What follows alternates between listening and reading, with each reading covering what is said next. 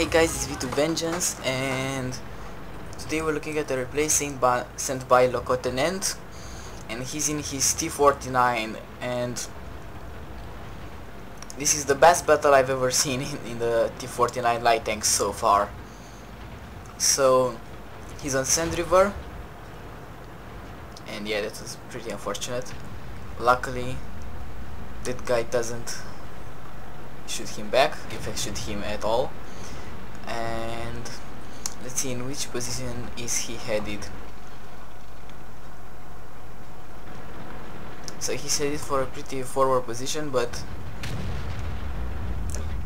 if he stays, you can hit well here after all those rocks and dunes. Also they don't have artillery, and not to mention that half of the enemy team and allied team are made of T49s. So there is a German Ru-251, and Lieutenant puts an end to his how do you call it? Whatever, you probably know the name and you know what I'm thinking, so we'll leave it like that. And he now uses the huge cupola of the Type 61. He was able to shoot the Type 61 and he couldn't fire back the Type 61, so he put a very nice shot into him for 800 damage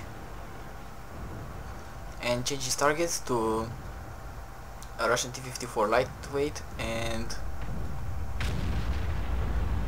unfortunately the high explosive shell doesn't penetrate, but it does hurt him for 360 damage.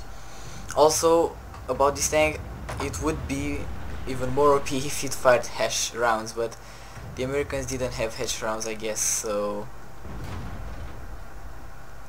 he's aiming for the lightweight T54 and leaves him on only 1% and then finishes him off. So let's change that from percentage. Where is it? Here. HP left total. Okay, that's better. So that was pretty unfortunate not to kill this guy, and booyah! On the killing that guy while flying. Pretty cool. Landing on top of his head. I'm actually surprised that he only lost this much health from that fall, and he's being shot at by an M41 Bulldog.